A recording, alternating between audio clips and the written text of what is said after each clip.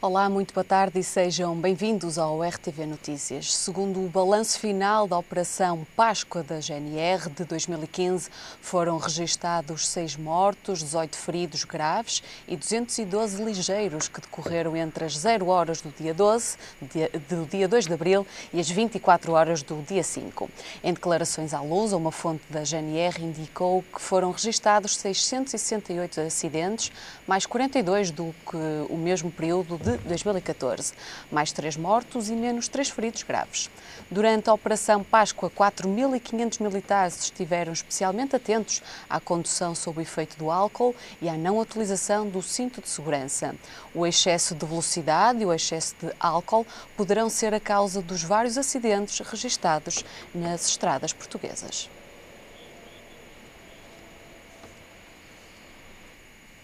Os revisores da CP cumprem esta segunda-feira o segundo dia de greve. A empresa prevê que venham a ser suprimidos entre 80% e 90% dos comboios nas ligações regionais e urbanas e alerta aos passageiros para fortes perturbações na circulação de comboios que deverão manter-se até terça-feira de manhã. Segundo a CP, as paralisações são agravadas pela recusa de fixação de serviços mínimos pelo Tribunal Arbitral. Isto foi citado através de uma fonte da empresa que disse esta segunda-feira à Lusa que circularam 4 dos 63 comboios programados para o período entre as 0 horas e as 6 da manhã. A adesão de hoje é superior à de quinta-feira passada. Cerca de 95% das bilheteiras encontraram-se encerradas. Segundo um relatório da Comissão Europeia, 60% das empresas de hotelaria e restauração estão descapitalizadas e em alto risco de falência. De acordo com Pedro Carvalho, em declarações ao Jornal de Notícias, este é o resultado de uma elevada carga fiscal que impera sobre a restauração e hotelaria. O aumento do IVA para 23% atirou a capacidade financeira das empresas para os níveis mais baixos de sempre. Segundo o mesmo jornal, diz ainda que em 2014, os serviços de alojamento e restauração empregavam 276 mil pessoas, o que representa um mínimo histórico num ano em que as receitas do turismo batem recordes.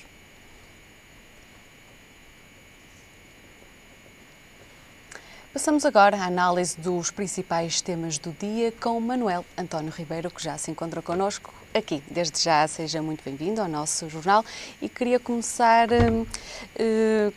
o seu comentário precisamente sobre esta última notícia, uma entrevista que foi dada ao Diário de Notícias relativamente à maioria das empresas portuguesas está à beira de fechar as portas.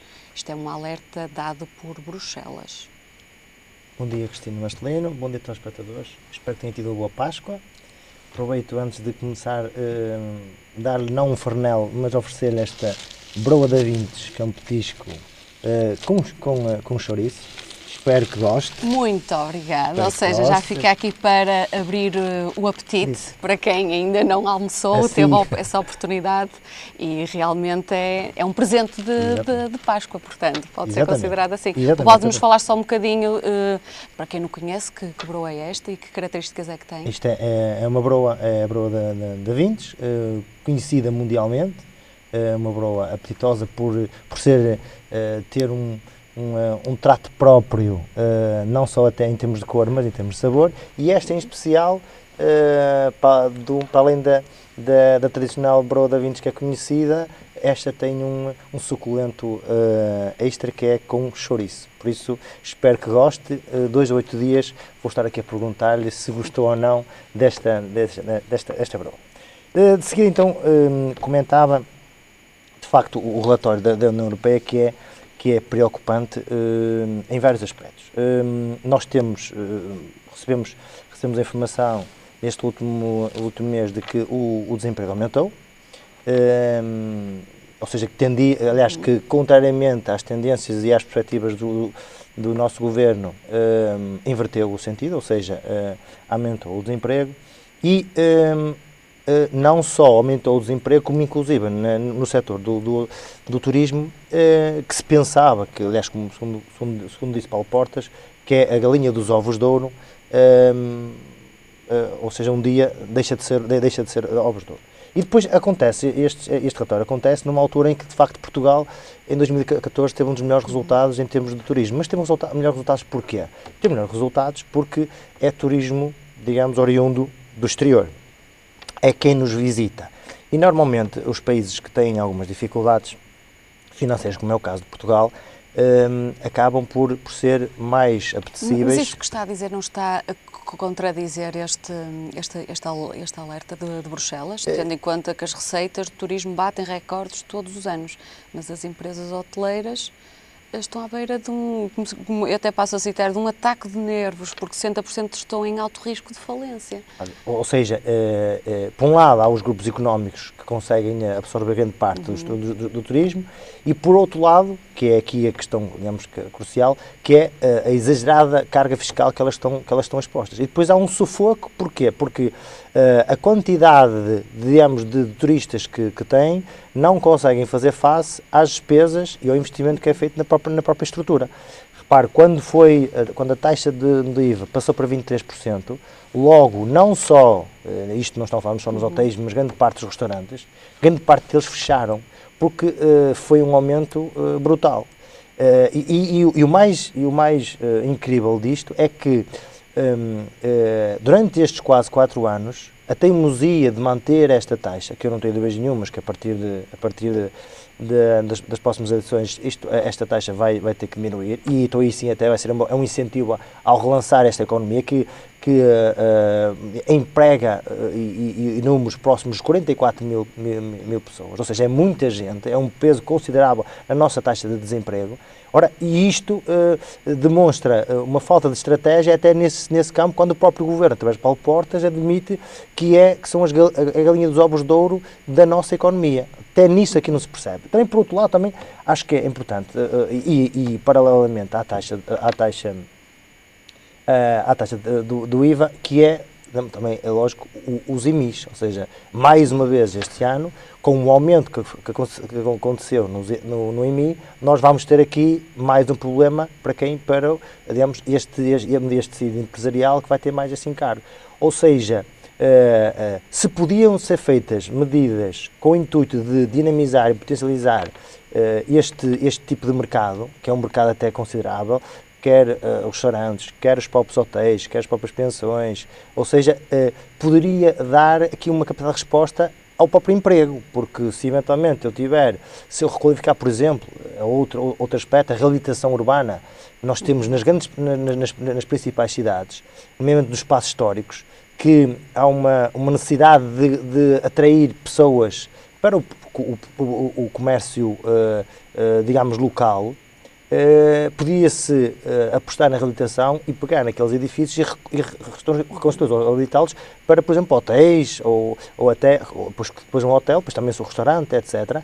E não é isso, ou seja, não há esse incentivo. Ora, não havendo esse incentivo, as cidades históricas ficam desertas, não há pessoas a frequentá-las, os pequenos comércios fecham e fica abandonado. Ora, era mais este incentivo que devia existir, por parte dos municípios, isenção de IMIs, isenção de todas as taxas municipais, de forma a, por um lado, a reabilitar o espaço urbano e, por outro lado, potencializar os postos de trabalho que eventualmente iriam nascer com a construção destes espaços. São várias ideias que está a dar para que isto não aconteça. Agora, eu gostaria de passar a outro tema.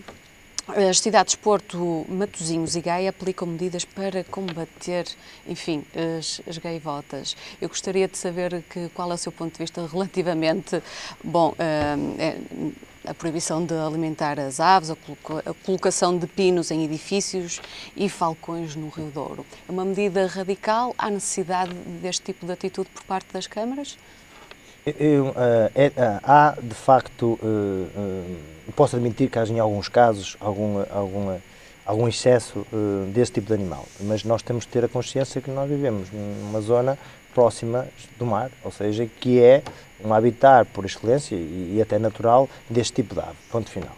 Nós até aqui há uns anos tivemos um problema semelhante, nomeadamente com os pombos, em que na Baixa foi proibido dar alimentar os pombos. E ao fim de ao fim de um determinado período, depois de um curto período, deixou de existir aquela quantidade de vão de pomos que existia lá no centro. Ou seja, admito que seja uma forma de não, ou seja, não alimentando esses animais, vão obrigá-los a deslocar-se para outros sítios, para que deixem de voar e estacionar, entre aspas, nestas cidades. Agora, é, sem sombra de dúvidas, dos animais, o animal, em termos de ave, que mais polui em termos de polui no sentido de os seus dejetos acabam por colocar e criar danos até a uns sítios até quase que irreversíveis, nomeadamente, caso, por exemplo,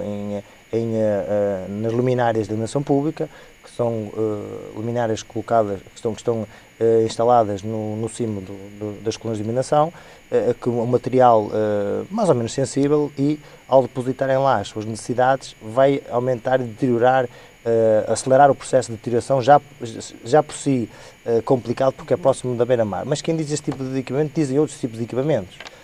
É um animal por si só difícil de doutrinar, entre aspas. Os falcões, eu acho que sim, acho que é uma forma de expulsar. Agora, temos é que ver o falcão, qual é o comportamento dele, se ele vai ser só perante as gaivotas ou se eventualmente vai ter outros tipos de comportamento.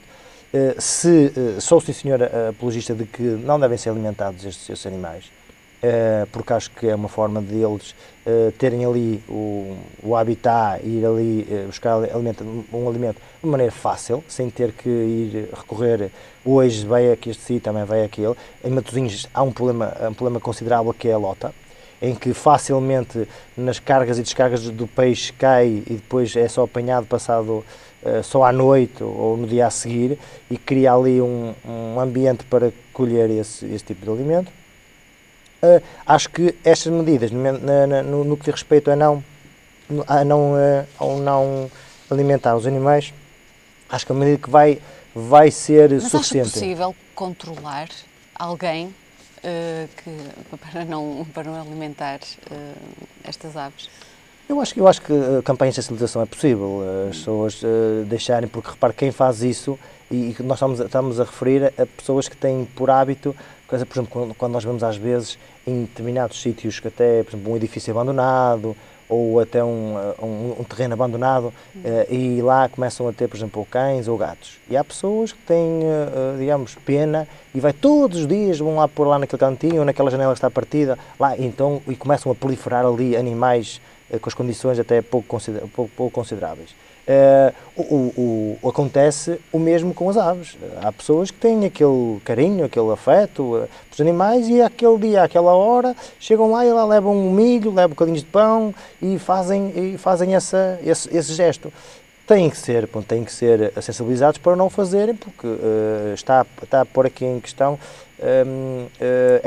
a proliferação deste tipo de animal, que de facto tem alguns comportamentos que interferem com a sociedade, nomeadamente em alguns equipamentos que com a utilização e com a ocupação deste tipo de animal, digamos, acelera a deterioração desse equipamento, até nos próprios carros. Mas a preocupação é mais a nível material ou mesmo uma questão de saúde pública? Eu acho que é as duas coisas.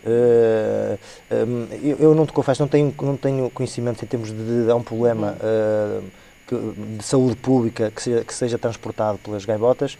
Tenho sim, isso sim, tenho. Digamos, as causas que criam a material de erário público. Isso sim, porque a deterioração é elevadíssima, sempre que também estes animais pousam ou nos telhados ou nas colunas de iluminação pública, porque é um local fácil de pousar, longe de tudo, e que depois acelera a deterioração destes equipamentos. Damos agora um saltinho, saímos do norte para dar um saltinho a Belém. Gostaria que comentasse a corrida a Belém, exatamente, de Sampaio da Nova.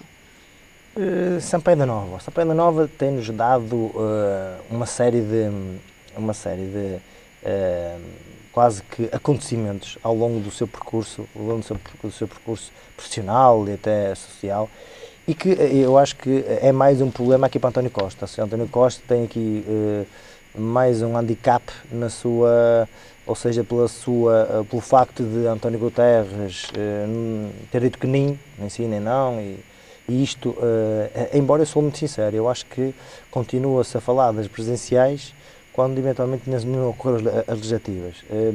E também tenho a noção de que este tipo de candidato, aliás, que ele ainda não admitiu que o era, só durante o mês de abril é que vai dizer a sua se sim ou se não. Eu acho que até acaba por ser lançado o nome dele e até para ver uma amostragem, qual é a reação do público em geral à sua candidatura, se avança, se não avança, se eventualmente se eu crio ruído, quem são os inimigos, quem é que contesta, quem é que efetivamente se tem coragem para dizer que não é o mais adequado. Eu acho que até foi mais por aí, é a minha opinião pessoal.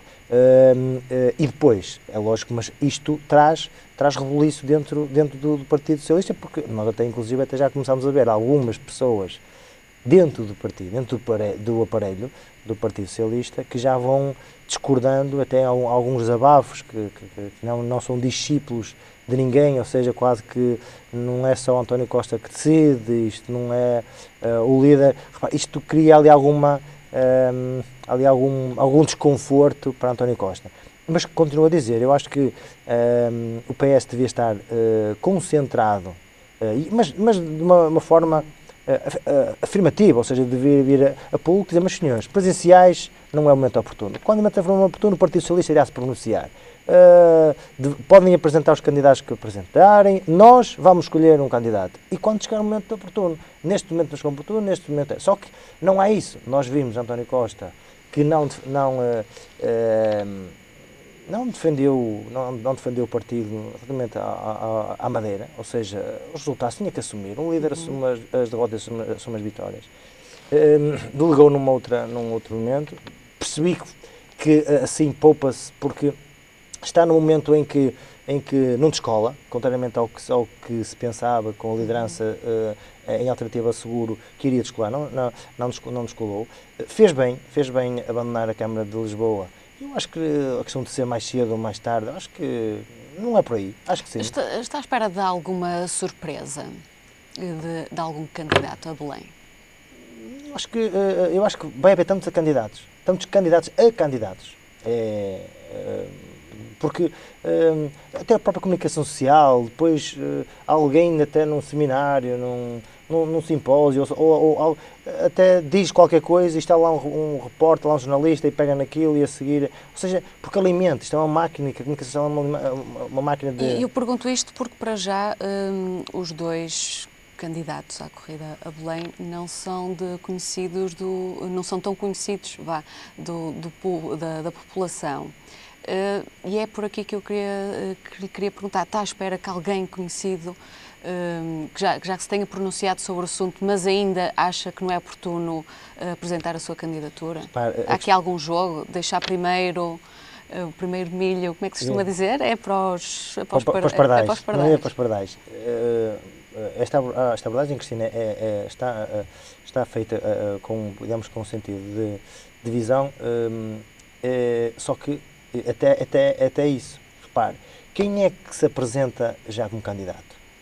São pessoas que não têm a notoriedade que eventualmente possam vir a ter Marcelo Rebelo de Sousa e todas as outras figuras que se possam ser apresentadas pelos partidos. Ora, então eles têm que começar mais cedo, não é? Têm que começar a fazer caminho. E é natural que assim seja. Nesta altura, eu acho que é uma altura não faz sentido, porque os partidos, isto estamos a falar de pessoas independentes, não tem nada a ver com partido, que não têm mais nada na agenda, a não ser as presidenciais daqui a um ano e pico. O caso dos partidos, não. O caso dos partidos, neste momento, tem um problema que estão a menos de 6 meses de um ato eleitoral. Ora, não podem estar a pensar em presidenciais, porque sou pena de ser um colapso para eles próprios na caminhada para as legislativas. Ora, os partidos têm que estar concentrados e por isso não fala. E depois, nós temos aqui um problema. Não? Temos um problema que nós estamos repare, veja a quantidade de coisas que em pouco mais ou cerca de 5 meses das eleições, nós temos aqui um cenário extremamente complicado. Porque, repare, vamos ter em junho a apresentação do programa do Partido Socialista, que é a proposta de António Costa. Até lá, eu tenho algumas dúvidas, eu espero que sim, mas quero ver a coligação vai ou não se apresentar. E isso tudo é muito mais importante a curto prazo, nesses próximos 5, 6 meses, do que eventualmente qualquer candidatura. Só que eu também percebo, quem quer apresentar uma candidatura, imagino que eu queria apresentar uma candidatura a Presidente da República, eu tinha que fazer agora nesta altura, porque eu tinha que dar a conhecer-me, a recuperar, a criar a minha notoriedade, qualquer um destes candidatos que já são, porque não têm a notoriedade, perdão, não têm a notoriedade que têm todos os outros candidatos digamos, que se vinculam a um partido, porque depois tem a máquina associada e digamos, tem um avanço. Ora, é natural que esta altura apareça. Agora, o que eu acho é que para os partidos isto diverge, cria divisões dentro do partido. Porquê? Porque não vejo da parte, por exemplo, no caso do Partido Socialista, uma atitude, mas senhores, presidenciais, não falámos, vamos falar em momento oportuno. E depois também não querem tocar no assunto, porque é melindroso, mas será Belém? Mas quem é que será? Será Belém? Será Sampaio? Ou seja, tudo isto será Guterres, mas já está decidido, não está decidido. Tudo isto é um terreno muito inflamável. Pronto, é de retomar uma atitude. Não há as presidenciais vão chegar ao tempo, agora estamos preocupados em as próximas eleições são legislativas. Acho que era por aí. Agora, os candidatos que se apresentam, e neste caso este último, Sampaio, acho que ele tem que... eu tenho algumas dúvidas que ele efetivamente vai avançar. Repare, é nesta altura... para o PSD e para o CDS é um objeto de desvio, porque há este risco, de se desviar o debate central que deve existir nos próximos 5 meses, que é quais são as propostas que os candidatos querem apresentar ao povo português. E é isso que se devia estar a discutir. E com o risco de haver aqui desvios, porque candidatou-se, porque fez, porque não fez, porque disse que o governo até fez um bom trabalho. Ou seja, espero que não vamos discutir aqui coisas que pouco ou nada têm a ver com as legislativas. Passamos agora ao futebol. Queria que falasse sobre enfim, o Futebol Clube do Porto tropeçou mais uma vez este fim de semana. E como é que isto fica? É bom que hoje ganhe ao Estoril, logo às 8 horas. É importantíssimo porque, de facto, se o Futebol Clube do Porto escorrega, porque a chama que até agora havia a chama da Liga, da Taça da Liga, havia a chama do campeonato, havia a chama da Liga dos Campeões. O Futebol Clube do Porto corre o risco de que a Taça da Liga a chama apagou. A Liga dos Campeões é um adversário extremamente complicado, o Bayern de Munique, não é um adversário qualquer. Apesar do Porto ter a invencibilidade pautada na Liga dos Campeões, pode daqui a 2, 3 semanas também apagar essa chama. Ou seja, e se escorregar, todas as chamas apagam-se. Ou seja, e podemos ter aqui um Futebol Clube do Porto que em 2 anos consecutivos, com um investimento considerável este ano, cerca de 40 milhões do que custa aquele plantel mensalmente, ou seja, poder criar ali algum descontentamento na massa associativa, porque de facto, pelo segundo ano consecutivo, não consegue atingir, e agora diria mais, nenhum dos objetivos. Taça Portugal, Taça da Liga, Campeonato e a própria Liga dos Campeões, apesar da Liga dos Campeões ter chegado aos quartos de final. É uma caminhada, mas sempre essa caminhada é valorizada desde que uma Taça Portugal, um campeonato, esteja ali suporte. Porque imaginemos que o Porto ganha o campeonato. Ganhando o campeonato, chegando aos quartos de final da Liga dos Campeões, é uma época extremamente positiva. Agora, não ganhando o campeonato, ficando nos quartos de final, não chegando à final da Taça da Liga, nem chegando à final da Taça Portugal, é um resultado para o Futebol do Porto muito aquém. Vamos ver como é que corre. Hoje acho que é uma vitória, acredito perfeitamente, até porque os jogadores vão ter que dar tudo o que têm para conseguir a vitória. Só uma nota relativamente à Taça da Liga, que acho que é importante. A Taça da Liga, apesar de ser desvalorizada por muitos, não vou estar aqui a caracterizar, mas acho que é uma Taça da Liga, acho que é uma competição de elevado relevo. Isto porquê? E daí a competitividade que está mais justa. O que acontece? Como as regras nesta competição obriga a que haja um número mínimo de jogadores portugueses, ou seja, fomenta a participação, aumenta as oportunidades para os jogadores portugueses poderem mostrar o seu valor, porque na Liga, no campeonato da Liga é muito mais difícil, porque está, digamos, injetada de atletas do Brasil, da Argentina, dos países nórdicos, etc., que aparecem e ocupam os lugares dos portugueses. Ora, esta Taça da Liga tem um princípio que eu acho extraordinário e que deveria ser tomada, devia haver uma iniciativa audaz do Presidente da Federação em prolongar estes critérios para o Campeonato da Liga. Ou seja, porque se assim fosse, nós podemos no futuro colher quem é que iria beneficiar? Primeiro os clubes e depois, em seguida, a nossa seleção. Porque nós estamos a fazer... Porque a formação, ou criar jogadores ao mais alto nível na seleção, não é só competirem nos vários escalões da seleção. Não. Eles têm que ter oportunidades nos clubes oriundos. E os clubes oriundos têm que ter atletas portugueses para poder. Veja o caso do Bayern Munique. O Bayern Munique, grande parte dos jogadores da seleção são da seleção alemã. E por isso é que a seleção alemã chega onde chega. Nós, portugueses, nós temos uma seleção. Veja a quantidade de jogadores que estão na seleção que são a espinha dorsal, que jogam em Portugal. Muito poucos. Porquê? Porque os jogadores que estão em Portugal, que depois vão competir, a gente não ganha ao Cabo Verde. Repare, veja o quanto isto há aqui um projeto de formação, e depois há aqui os interesses dos grandes empresários, que falavam aqui há dias, e muito bem, que é o futebol é gerido por empresários e não pelas instituições que geram futebol.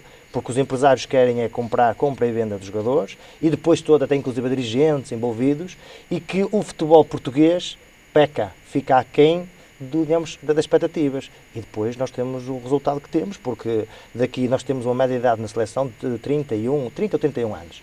É uma idade muito, muito avançada, quando nós vimos ter uma idade de 23 ou 24 ou 25. Isto porquê? Porque ainda fomos buscar jogadores que com experiência, mas que no Campeonato da Europa já vão ter ainda mais um ano, pelo menos, nas pernas.